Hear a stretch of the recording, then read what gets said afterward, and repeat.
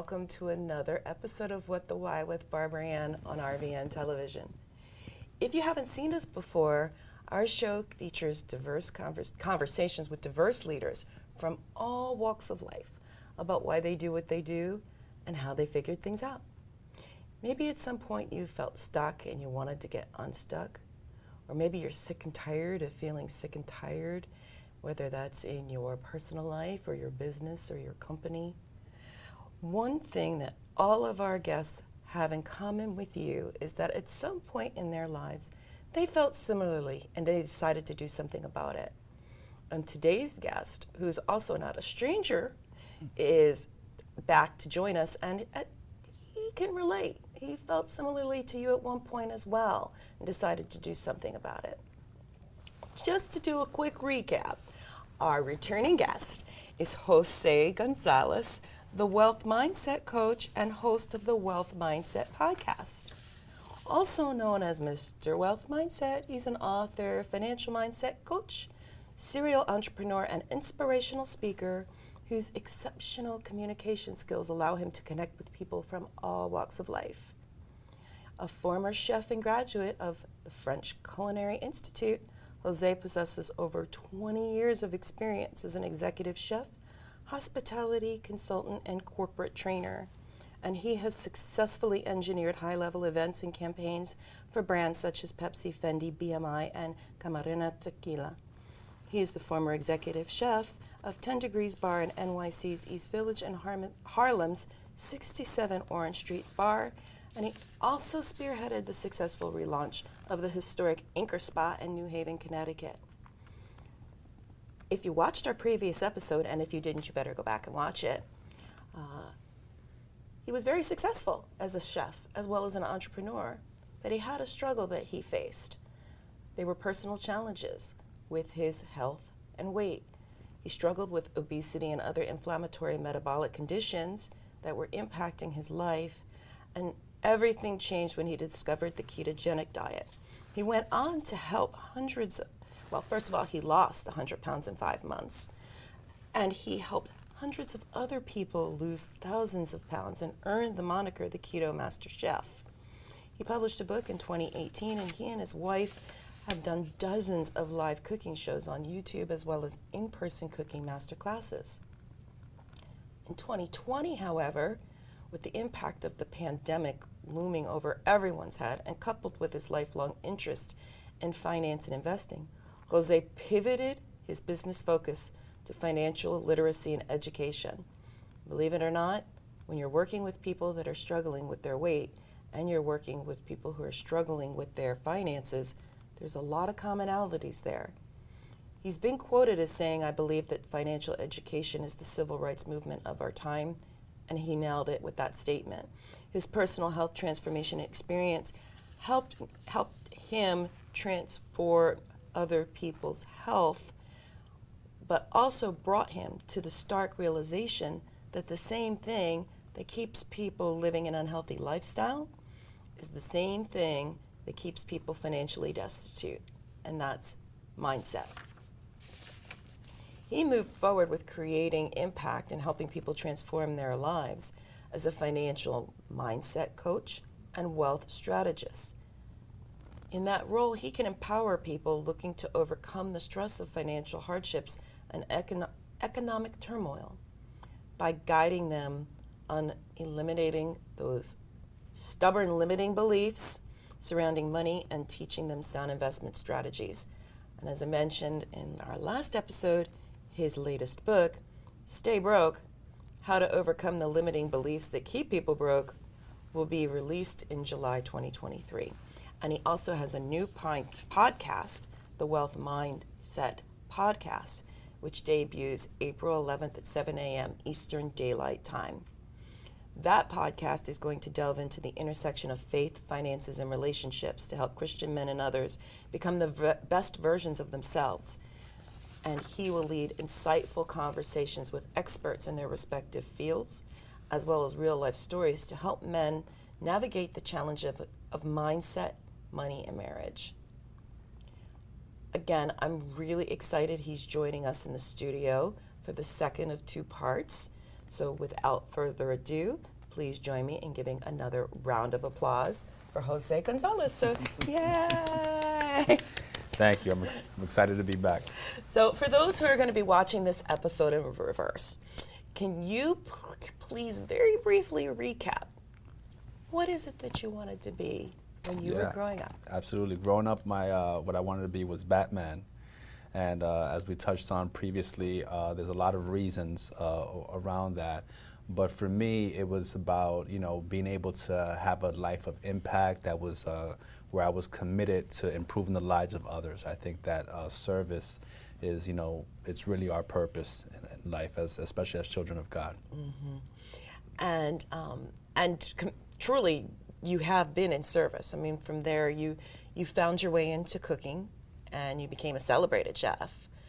If you can talk just briefly a little bit about that as well for those who haven't seen the first episode yet. Yeah, so my passion and love for cooking was nurtured from my intimate relationship with my mom growing up, cooking with her in the kitchen, seeing the impact that it had when people came together for meals. It's such a part of our culture and like the staple of pretty much every gathering.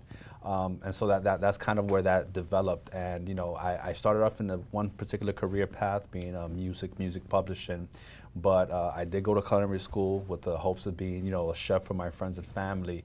And I worked freelance for a lot of caterers, and I worked as a private chef for myself. I've always been entrepreneurial, so as soon as I came out of culinary school, I was catering. And being in New York at that time, it was very easy to to get clients and build up a name for myself. And I wound up falling into the professional career, becoming an executive chef at several places in New York, working with major brands, on big catering events, and so it became a big part of my professional identity for a long time.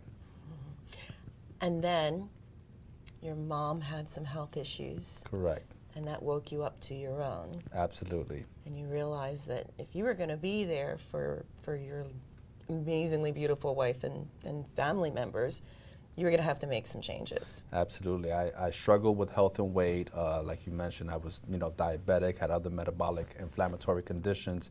And I had yo-yo diet like many people do right over time, where I had lost some weight, then I ballooned again, lost some weight, gained more than the previous. But when my mother suffered one of 3 major strokes, it was really an eye-opener for me to kind of start to take a look at, what's the potential end game in my own life, what does that look like, and to what extent am I responsible for that outcome. So that really took me down that rabbit hole of being focused on health.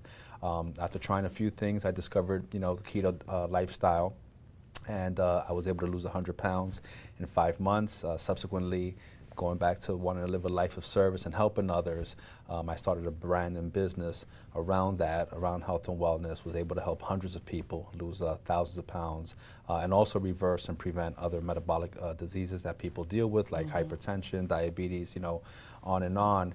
So that was very gratifying, but it was all, kind of instigated by my own personal health journey. Right. And as part of that journey, you learned some very important lessons in terms of what causes people to get stuck and not be able to get out of their own way when it comes to weight loss. Absolutely. So it's one of those things that was on the surface of my mind for a long time, but this kind of really brought it to light. And I came to the realization, because it's true, that people's lives, for better or worse, are a product of their mindset, right? Of their set of accepted beliefs. And as I went down that road of helping people overcome health issues, and all sorts of things, I realized that what was keeping people back from transforming themselves, transforming their health, transforming their current reality, was the fact that they had these adopted sets of beliefs, that they wanted to adhere to, right? Because it's part of their identity, it's part of their culture. And so, what I realized is that anything is possible, but it all starts in the mind, right? It all starts in the mind. And once I was able to come upon that realization, I was able to learn the tools to transform my life and then to help other people do the exact same thing. And the key, and you pointed it out, and we've said it over and over again, in case you all didn't catch it, mindset. You know, and sometimes when I'm involved in coaching, we call it big T, little t. You know, what is an actual universal truth, and then what's something that you've accepted as being a truth. Whether that is from a health standpoint, my whole family's big boned, you know, or I can pray it away, so in time God will take care of it. But the other thing that you realized is this isn't just limited to weight. This applies to so many other things, including how we handle our finances. Absolutely. So, you know, finance, economics, investing has always been a big kind of like hobby, a field of interest for me. And so even though I had a career in one sector, I was always had on my radar what was happening in the areas of global macroeconomics, what's happening in our own country.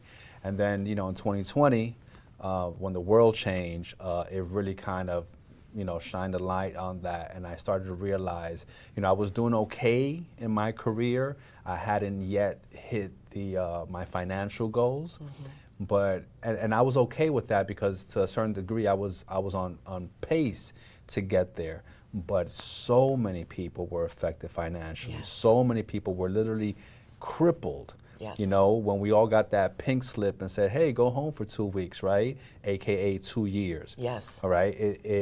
It showed us that, you know, and again, I study history. I've studied the Great Depression. I've studied so many pivotal times in history, especially in our country, but we have never experienced something like this, right? And it also revealed to me that's what's coming down the line.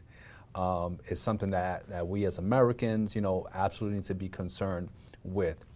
And seeing how many people struggled and were impacted by that financially, I felt a deep call in, you know, not only to make it a focal point of my own life and business, but again, be able to serve other people and help them change. Because, like we said, you know, what keeps people, you know, financially deprived is their mindset, are those set of beliefs that they've accepted. A lot of people have misguided concepts about money, their relationship with money, Yes. a lot of misquotes, biblical misquotes Yes. on money.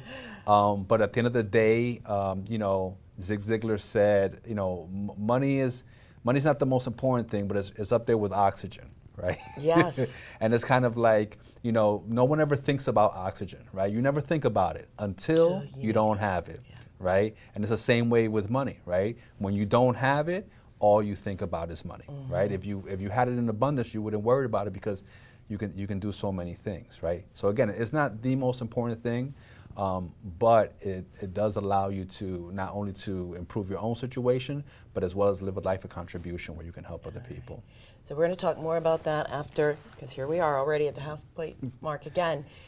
So please come back after this brief commercial break for more with What the Why with Barbara Ann and today's very special guest, part 2, Jose Gonzalez, the Wealth Mindset Coach.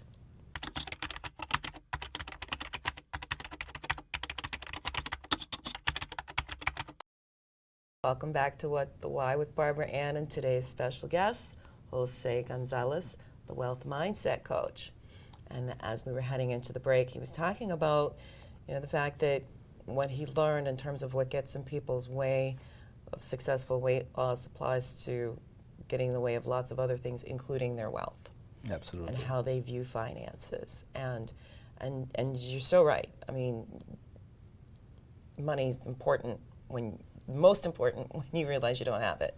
And we see that all the time. Businesses, you know, who seek financing, the worst time to go for a loan is when you actually need it. And how it affects credit, which of course is another huge component. So how do you work? I mean, because food is cultural, but financial safety is also significant.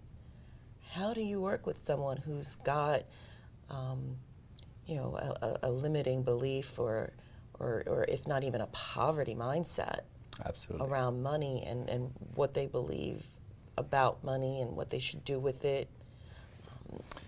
Yeah, I love this question. So in either case, whether someone is looking to transform their health or someone is looking to transform their finances and improve their financial situation, it starts with their own personal willingness, right? So I cannot help anyone who's not unwilling. But, I would be remiss if I didn't make this connection. We talked about how food is, you learn culture is part of your upbringing. Your relationship with money is also part of your upbringing. And a lot of people's limiting beliefs were impressed upon them because of their parents, right? So it's like, we all know if someone's parents are rich and they grow up to be rich, you wouldn't be surprised. Well, the opposite is also true, okay? And people have been taught that loving money, pursuing money is bad, or you don't really need money, or money's not that important, or rich people are bad and evil, and the truth is that none of that is true. Okay, people are who they are, and money just allows you to be more of yourself. So if you are a person of poor character and you get money, everyone's gonna know how poor your character is, right? But the opposite is also true. So step one is someone being willing, okay? Because you see, this is what happened for me. When it came to health and keto, when I came into that lifestyle, I didn't know about keto, right? So I had to partner with other people who knew, and I had to learn. Okay, I had to learn. There's something called the teachability index, right? Which is your willingness to learn times your willingness to change. Right. So because I had that mindset, we're like, hey, listen, I don't know about this, but I'm willing to learn, and then when I learn, I'm going to apply it. Right? Even though it goes against my nature, even though it goes against who I am. One thing that people fail to realize, it doesn't matter what goal you want to achieve. If you want to achieve something that is not part of your current existence, it requires you to become a new person. Yes. Okay? You cannot get the same new results, So people have to be willing. And then second, they have to find someone who has the result that they're looking for, okay? So similarly, when I, in health, once I got the information and I applied it, I lost 100 pounds in 5 months. Well, conversely, when I started to focus on investing and learning about money, I was able to create a 6-figure lifestyle in just a few months, okay? Now, those results may not be the same for everyone, all right? Same as someone may not lose 100 pounds in 5 months. But if you lose it, does it matter to you if it takes 6 or 8 months or 12, right? You're still gonna get to your goal, okay? So I tell people, say, oh, do you need to do what I did? No, you don't need to do what I did. But the bottom line is, first you need to be willing, understand that it can be done, and then find someone who's got the result that you're looking for, and they can teach you. Because if you're not willing to learn, if you're not willing to change, nothing's gonna happen. Which is really fantastic advice for everybody out there who's watching, because there's a lot of people out there that profess to be experts that have not actually done what they profess to be experts in. Absolutely. So many people out there who call themselves financial experts that they themselves have had issues. And I suspect that you encounter that as well in your journeys. Absolutely. And, how do you help? Because now you've got the already pre-existing mindset, and then the absorption of the bad advice that never even tackled the mindset issue or tackled it in a completely incorrect way. How do you handle those kinds of challenges when they come up? So, for me, it's about understanding what I am good at, okay? Now, my goal is to make 7 figures plus. I haven't done that yet, right? So if someone came to me and said, hey, I want to make 7 figures, I would tell them, I'm not the person to help you. You need to go find someone who's done that, and they can help you, right? And a lot of times, people feel that because they've had success in one arena, that they can help people on a broad scale, and that's where this whole, inauthenticity and imposter syndrome comes from, all right? I can only help people do what I've done thus far, right? When I get to 7 figures, the world will know, because I'll be out here saying I can help people get to 7 figures. So the way I tackle that is just being very transparent with people and saying, hey, listen, this is what I did to create this lifestyle. This is how I did it, right? And then at that point, you have to buy in, right? To give you a quick example, when I first partnered with one of my mentors, I said to him, what did you do exactly to achieve this result? And he told me exactly what he did to achieve that result. Now, here's the thing. Some of those things that he did not align with my values. Okay. Right?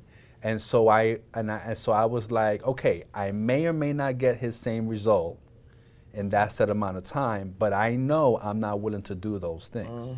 Okay? So again, I can tell someone, hey, this is what you need to do. That person has to look at themselves in the mirror and say, am I willing, right, to do it? Yeah. If you're not willing to do it, there's nothing I can do for you. Yeah. Okay, which is one reason that I try to, you know, as a Christian man, I'm very forthcoming with the fact that I help Christian men, right? Because I want people to understand that what I do as a business has a certain alignment. Yeah. Okay, and if someone is not in alignment, I may not be the best person to work with them. Okay, now again, in creating a six-figure lifestyle, that's kind of like a catchphrase that everyone uses. Yes. It's not easy, all right, and it doesn't mean that every month that you're making the kind of money that equates to six figures, but it means that you have radically changed where you are, and now you're on a trajectory to keep on growing. Yeah. You see, because wealth creation is not a get-rich-quick scheme. It is not. Okay, wealth creation is about learning what the wealthy do to create wealth, implementing that, and making it sustainable, creating habits around that, right? Because, you know, and I'd love to touch on this real quick. I'd love to give your audience 3 things that wealthy people do, there. all right? These are 3 things that wealthy people do, all right? And you can take this, you can run with it, and you can start building wealth. First of all, the wealthy have an emergency fund. Yes. Okay? So a lot of times, especially when the pandemic happened, people were messed up because they had no savings, right? You were not prepared for your job to lay you off, okay? So wealthy people have an emergency fund. You need to, if you want to build wealth, save up 6 months at least of your living expenses before you buy anything else. Before you take your kids to Disney, before you do anything, you need to get an emergency fund. Okay? The next thing that wealthy people do is that, you know, they don't spend, they buy assets. Yes. Okay? They buy assets. So what is an asset? An asset is something that makes you money. A lot of people will say to you, oh, well, buy your house. Your house is the biggest asset. If you own the deed, yes. But if the bank owns the deed, stop paying your mortgage and you're going to find out quickly who actually owns your house. It can be your biggest liability. Now, if you purchase a home and you're renting the house out and you're cash flowing it, then yes, it could be an asset. But if you're paying your mortgage every month, it is not an asset. Yeah. And then the last thing, and it kind of bleeds into it, is that stop making that. All right, that's the #1 rule of wealth creation. Wealthy people stop trading time for money. All right, they make their money work for them, and they add value to as many people as possible. So sometimes people will say, "Oh, you know, I'm trying to grow my business. I'm on social media all the time. I'm posting all the time, but it's not working for me." Are you adding value? Yes. Okay, are you adding value, right? Gary Vaynerchuk talks about the ROI of a basketball, right? He says, a basketball in LeBron's hands, $1 billion. In my hands, negative, okay? Negative dollars, okay? So you need to understand that if what you do does not add value to other people, people are not going to want to use your product, service, or opportunity. You need to be able to teach somebody something, give them something that improves their lives. You know, when I used to teach for a long time, I used to teach, you know, kids, adults, everyone how to cook. My mom would say to me a lot of times, "You spent all this money, we spent all this money for you to go to culinary school, and you're just teaching people for free."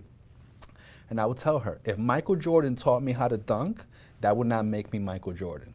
The fact that I teach other people does not diminish what I do. Right. They don't have these hands. They can't do what I do, okay?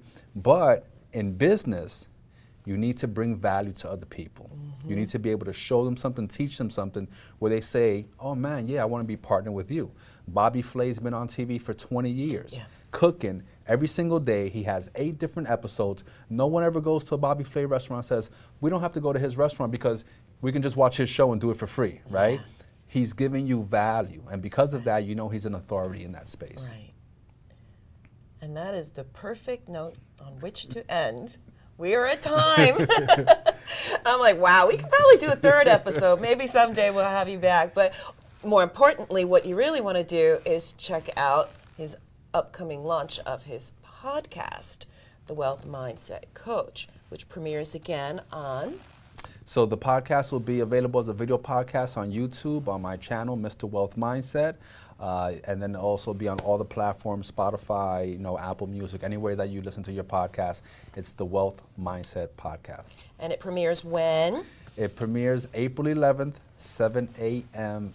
Eastern Daylight Time. So for our viewers in California and some of the states actually that don't, California does have daylight savings time, but we've got some viewers in states that don't. So remember, daylight savings time on the East Coast.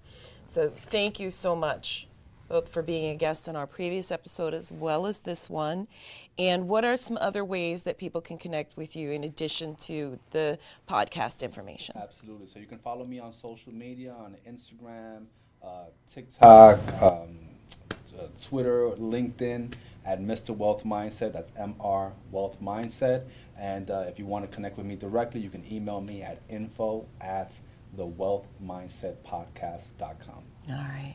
So thank you again, Jose, for being here and sharing some really valuable instant information that people can take away and start changing their mindsets today. Me too. Thank you again for tuning in. I'm not going to be announcing, we've changed our taping schedule a little bit. So our next episode is going to be taped a couple of weeks from now. And so I'm still in the process of finalizing my guests, and we'll let you know online as soon as we have that information. Please rest assured you don't want to miss what any of our guests have to say. And as for our past guests, all of Season 1 as well as Season 2 of What the Why with Barbara Ann to date are available on RVNTelevision.com as well as Roku. You can find us on Amazon. I believe we're on some other platforms, and we're coming soon to additional platforms.